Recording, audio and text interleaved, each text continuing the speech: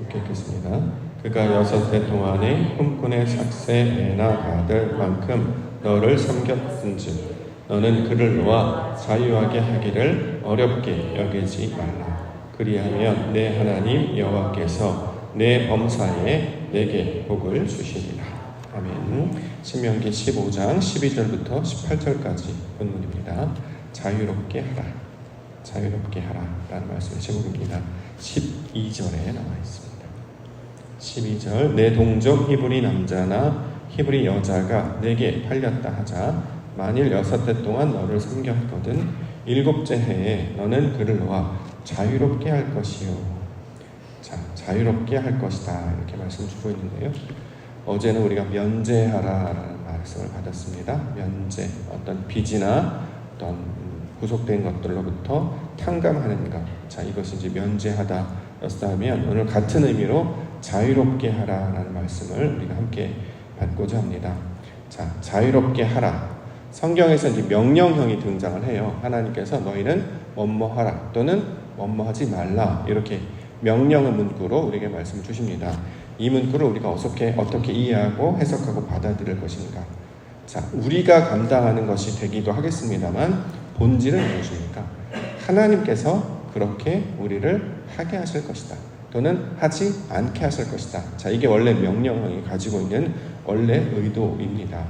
우리가 감당하는 사역이라기보다는 하나님이 우리 안에 들어오셔서 하나님께서 직접적으로 그 일을 역사하도록 우리를 감동시키시고 우리의 마음을 변화시키시고 우리 모든 길들을 인도해 내신다는 거죠. 자, 이것을 뭐뭐하라, 뭐뭐하지 말라 명령형이 주고 있는 의미로 우리가 이것을 받고자 합니다. 따라서 오늘 본문에서 자유롭게 하라라고 하는 것은 자유롭게 할 것이다. 하나님께서 우리로 그렇게 만들 것이다 라는 말씀으로 우리가 이 말씀을 이렇게 받을 수 있어야 할 것입니다. 자, 그러면 이제 자유에 대해서 이야기하고 있는데 자유가 무엇인가? 내 마음대로 하는 게 자유가 아니고 우리가 어떤 억압이나 결박으로부터 풀려나는 것, 해방이라는 말로도 사용할 수 있겠습니다만 자, 이런 의미에 좀 더 가깝습니다.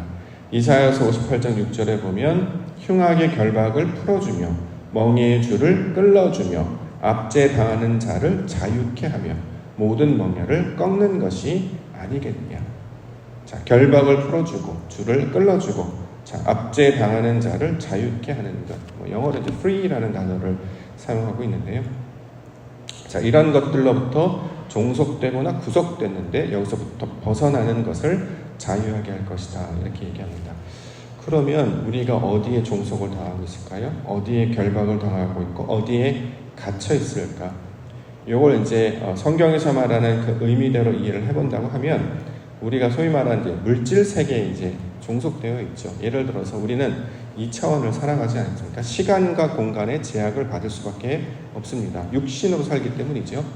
시간에도 우리가 매여 있게 되고 또 우리가 이제 이런 환경, 대한민국에서 태어나 우리가 살고 있는 지역 또 오늘 같은 경우는 비가 내리는데 이런 것에 영향을 받게 됩니다. 그러면 거기에 이제 제약을 받게 되죠. 그것이 나에게 어떤 영향을 미치게 됩니다.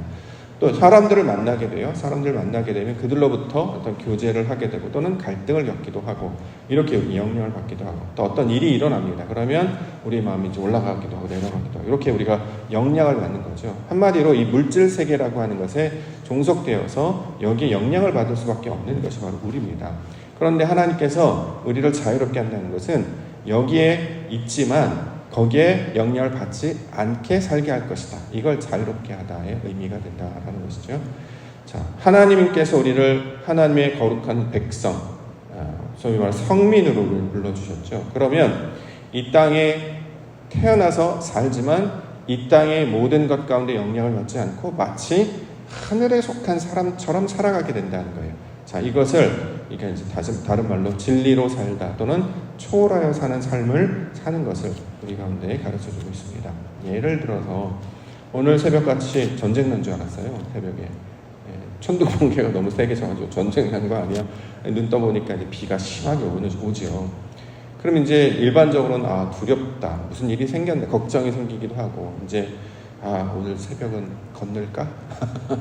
오늘 피곤한데 이런 생각 들지 않습니까? 자, 이제 환경으로만 보면 위험하고 어려워요. 그런데 새벽 오시는 분들은 거기에 영향을 안 받으시잖아요. 천둥번개 치는구나. 그래? 이러면서 나는 나오지. 천둥번개 피면 난 안 되겠어. 여기까지야. 집 밖은 위험해. 안 나가. 이불 밖은 위험해. 그러지 않는단 말이죠. 그건 그렇게 하더라도 우리에게 나옵니다. 왜 그러냐면 그것이 우리에게 영향을 주지 않기 때문이라는 걸 알기 때문이죠. 어떤 일이 벌어지거나 누가 무슨 소리 하면 영향을 받을 것 같은데 우리는 받지 않아요. 왜냐하면 우리의 중심이 거기에 있지 않기 때문에. 이런 사람들이 삶을 살아가는 것처럼 이제 하나님께서 우리를 자유롭게 하게 할 것이다 라고 하는 것은 그러한 상황 가운데 얽매이지 아니하고 본질이 무엇인지를 알고 또 세상의 어떤 창조의 원리가 무엇인지를 알기 때문에 하나님의 의도를 따라서 살게 된다라는 거죠. 이전에 이방인처럼 하나님을 모르면 이런 일이 있으면 두려워했습니다. 구궁구궁 전쟁 난 거 아니야. 전쟁 내가 지나가다가 내가 죄가 지은 일이 많아서 천둥번개 쳐서 벼락 맞아 죽으면 어떡하지? 길이 미끄러워서 물벼락이 나서 나한테 어려움이 생기면 어떡하지? 이렇게 모르면 두려워할 수밖에 없죠. 그러면 이제 거기에 영향을 받습니다. 근데 이제 우리가 이제 이방인으로 살지는 않고 소위 말하는 유대인으로 살아간단 말이죠. 지식으로 하나님이 어떤 분이신지를 배워가고 있어요. 그래서 하나님이 어떠한 분이신지를 압니다. 지식은 있습니다. 그런데 이제 문제는 뭐냐면 능력이 없는 경우. 알긴 알지만 그렇게 하기까지는 조금 더 또 다른 힘과 능력이 필요하단 말이죠. 그래서 우리에게 늘 강조하는 게 이제 세 번째 날 3단계 또는 3차원, 제가 늘 강조하는 3이라는 개념으로 설명을 하는데 이걸 이제 이스라엘로 이제 보통 묘사를 하죠. 영적 이스라엘 백성들은 하나님께서 감동하시는 거예요. 우리를 의지로 일으켜내시는 거죠. 그래서 성경에서 이제 달리다 굼, 일어나라, 세우다, 자꾸 이런 이 말이 반복해서 나오는 이유는 나는 그렇게 못하는데 하나님께서 우리 마음을 감동시키셔서 이렇게 세우시는 거예요. 그래서 하나님의 백성들은 거기에 반응하는 것입니다. 지식적으로도 움직이지 못했으나 하나님이 내 마음을 변화시키셨는데 그래서 이제 반응하게 된단 말이죠. 우리가 이제 교회 생활을 하다 보면 상식적으로 말이 안 되는 일들을 경험하게 됩니다. 어떻게 이성적으로 그럴 수 있었지? 내가 아는 경험으로는 그렇게 못할 텐데. 근데 그걸 뛰어넘는 사람들이 있단 말이죠. 힘에 지나도록 헌신하고 자원하고 자발적으로 자기 것을 내어놓고 힘을 지나도록 하나님을 사랑하고 이웃을 사랑하고 이런 모습으로 사는 분들을 만나게 된단 말이죠. 어떻게 저럴 수 있을까? 이게 바로 하나님이 주시는 그 감동, 그 가치를 따라서 사는 사람들이기 때문입니다. 이걸 성경에서 자유한다 이렇게 얘기해요. 자, 유대인의 차별하지 않고 영향받지 않고 내가 어떤 율법이나 규칙에 매이지 않고 뭐뭐 하라고 하기 때문에 하는 게 아니에요. 새벽에 직분자인데 이것도 안 하냐, 내가 교회 소속이 되어 있는데 이것도 안 하냐. 물론 그렇게 해서 책임감으로 나오는 것도 칭찬받을 만하죠. 근데 그걸 뛰어넘는단 말이에요. 거기에 매이지 않고 하나님 때문에, 하나님의 의지 때문에, 그 감동과 인도하심 때문에 움직이는 자들, 자, 이들로 만드시기 위하여 하나님께서 저와 여러분들 부르셨고 이것을 하나님이 이루실 자유에 관한 이야기로 설명하고 있습니다. 또 예를 들어서 조금씩 다 아프시지 않아요? 조금씩 다 아프시죠. 조금씩 아파도 그냥 그런가 한다 보다 일어나요. 내가 이거 조금 아픈데, 배가 살짝 아픈데, 허리가 약간 아픈데, 뒷골이 아픈데, 뭘 아픈데 조금씩 아파요. 근데 그 아픈 것 때문에 멈추진 않잖아요. 그냥 그렇게 살아가는 거야. 조금 불편한 게 있어도 마음에 다 들지 않아요. 조금씩 단점들이 있단 말이죠. 또 세상을 보면 밝은 면도 있지만 또 어두운 면도 있어요. 다 그 양면이거나 어떤 부분들이 있단 말이죠. 근데 우리는 어떤 면을 바라본다고요? 밝은 면, 빛의 자녀이기 때문에 하나님이 의도하신 그 장점들을 보통 세상은 그렇게 얘기해요. 장점을 본다 이렇게 얘기하는 것처럼 밝은 면을 보고 하나님이 하시는 면을 보고 자 일어서서 나아가는 자들, 그런 자들은 주변에서 뭐라고 하든 뚜벅뚜벅 앞으로 걸어갑니다. 왜요? 자유하기 때문에. 그래서 나는 자유자다. 그래서 너희가 진리를 알지니 진리가 너희를 자유롭게 할 것이다. 진리가 뭡니까? 하나님이란 뜻이에요. 하나님을 아니까 영향을 받지 않는다. 우리가 왜 하나님에 대해서 배우고 그를 따르고 그를 우리가 우리 마음 가운데 하나가 되기를 원하느냐? 그가 나를 자유롭게 하기 때문에. 그래서 이전에 세상은 항상 측정하거나 도식화하거나 계측하거나 그래서 항상 어떤 틀에 자꾸 맞추려고 합니다. 예를 들어서 어떤 사람이 새롭게 나타났어요. 이 사람 누군지 알아보려면 뭐예요? 호구조사 하잖아요. 왜냐하면 그 사람을 알려고 하는 게 아니라 계측을 나눈단 말이죠. 어린이 놀이터에 아이들을 막 풀어놓고 이제 너희들이 자유롭게 놀아 라고 이제 했더니 아이들이 뭐라 그러는지 알아요? 너 몇 살이야? 이래요. 내가 형이야? 언니야? 오빠 이렇게 본능인가 봐요. 이건 가르쳐 주지 않아도 어디 사냐? 나이가 몇이냐? 너 공부 잘했냐 못했냐, 너 지식이 있냐 없냐 이런 걸 물어보면 계층화한단 말이에요. 뭐 그걸 이제 무조건 나쁘다 볼 수 없습니다만 우리는 자꾸 그런 도식이나 계층화에 익숙해져 있어요. 측량에 익숙해져 있어요. 그런데 하나님께서 그것을 뛰어넘게 하셨단 말이죠. 그런 자들을 이제 자유자, 자유인 이렇게 이야기하고 있는 것입니다. 그래서 우리에게 그 말씀을 하고 있는 것은 하나님께서 우리를 그렇게 만들어 가실 것이고 그 마음을 동일하게 품었기 때문에 우리도 다른 이들에게 그렇게 나타나게 된다는 것이죠. 자, 이것이 바로 자유롭게 하라의 의미입니다. 그 대상에 대해서 오늘 본문을 이야기하고 있는데 첫 번째 동족 이야기합니다. 12절에 보시면 내 동족 히브리 남자나 히브리 여자가, 동족이라고 번역했는데 다른 번역을 보면 형제, 아흐 단어를 사용하고 있습니다. 형제라고 번역하기도 하고 동족이라고 번역하기도 합니다. 보통 우리가 동족은 형제의 이제 기준은 뭐냐면 피를 나눈 사람, 혈통적으로 같은 씨족, 뭐 같은 성씨, 이래야 이제 형제나 도족. 그러니까 아버지가 같은 사람을 형제라고 부르잖아요. 이게 이제 세상 사람들이 알고 있는 동족이나 형제 개념이잖아요. 근데 성경에서 말하는 동족이나 형제의 개념은 뭡니까? 예수님은 누가 형제고 누가 가족이에요? 아버지 뜻대로 하는 사람. 그 아버지가 누구냐? 하나님이시다라는 거죠. 마태복음 12장 50절. 누구든지 하늘에 계신 내 아버지의 뜻대로 하는 자가 내 형제요, 자매요, 어머니이라 하시더라. 자, 야곱의 아들들, 12아들들만 형제가 아니라 이제 그 아버지 올라가니까 결국 하나님이 그 맨 위에 계셨다라는 거 아니겠습니까? 그래서 아버지께서 기뻐하시는 뜻, 아버지의 속성을 닮은, 아버지께서 원하시는 그 일을 하는 자라면 이런 씨족으로 나누고 계층으로 나누고 뭐 도식화로 나누고 성씨로 나누고 이런 건 무의미해진다. 왜? 모두가 다 한 형제이기 때문에. 자, 그러한 모양으로 만들어내시겠다. 그러면 이전에는 뭐 내가 김씨니 이씨니 박씨니 어디 사니 뭐 남자니 여자니 이렇게 늘 구별했던 그것이 이제 없어져요. 모두 주님 안에서 하나의 가족임을, 같은 형제임을 알게 된다는 거죠. 하나님께서 저와 여러분들을 그 모양으로 만들어내시겠다라고 이야기하고 있는 것입니다. 그 다음에 이어 나온 단어가 히브리 남자, 히브리 여자. 히브리라는 말을 우리가 어떻게 이해해야 되는지를 설명을 드렸는데 원래 히브리가 아니고 원어는 이브리가 맞죠. 이브리. 건너가다라는 뜻이에요. 애국 사람들은 그 이스라엘 사람들을 가리켜서 이브리라고 말했어요. 이렇게 건너왔기 때문에.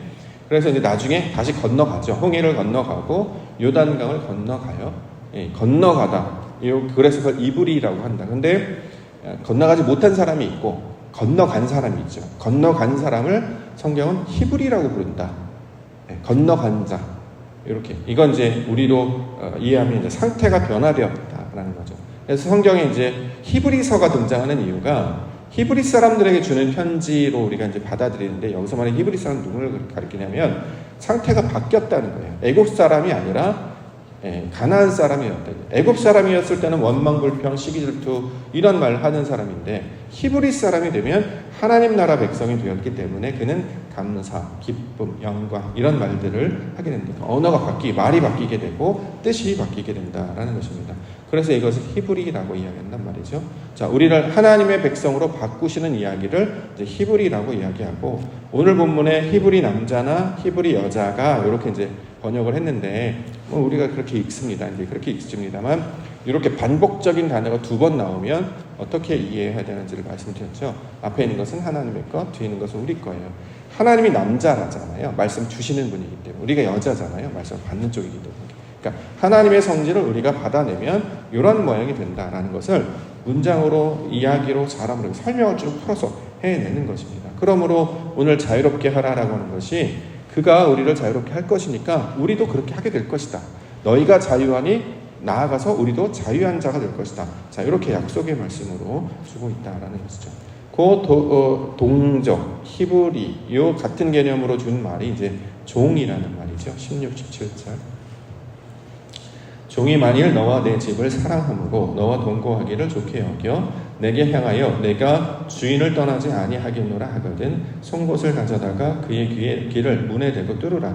그리하면 그가 영구히 내 종이 되리라. 내 여종에게도 그같이 할지니라.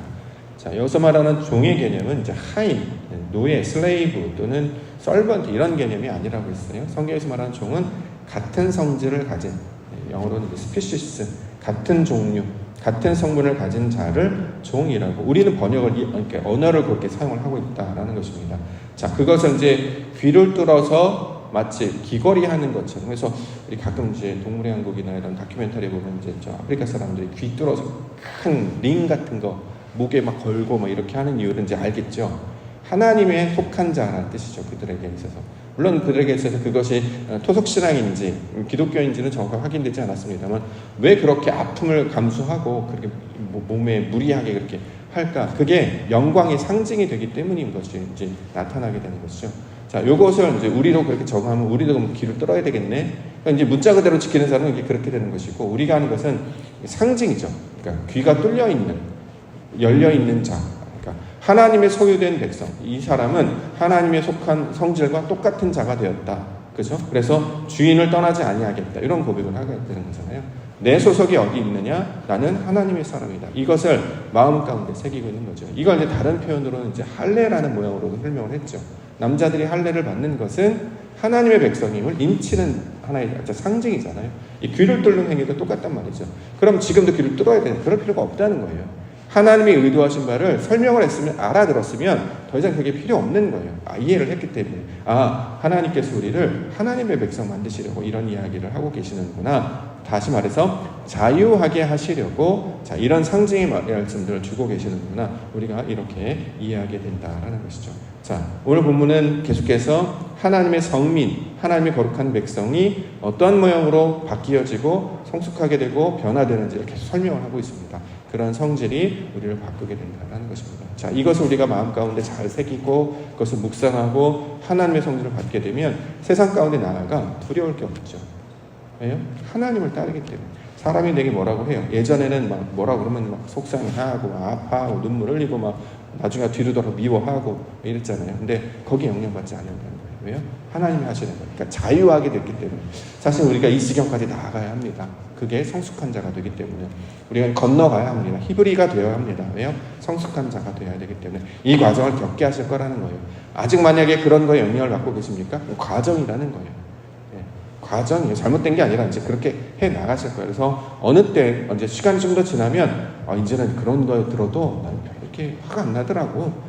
그런가 보지. 또 세상에 천둥번개가 쳐도 난 무섭지가 않더라고. 어려운 일을 겪어도 난 두렵지가 않더라고. 염려가 되지 않더라고. 왜요? 하나님께서 하실 걸 믿기 때문에. 그 믿음이 있는 자를 만드시는 일이 이 본문의 자유에 관한 이야기입니다. 저와 여러분들은 이 자유인으로 만들어주실 줄 믿습니다. 하나님이 하실 일을 기대하며 우리의 생각이 변화되고 눈과 듣는 것이 변화되게 하시고 우리 속사람이 변화되게 하셔서 하나님 나라의 그 영광을 품게 되면 모든 것들을 두려움 없이 믿음으로 감당하게 해주실 줄 믿습니다. 이 약속 붙들고 오늘도 하나님의 나라와 뜻을 구하며 하나님의 자유의 백성으로 기도 가운데 나아가시는 기도의 시간 되시기를 주님의 이름으로 축원합니다.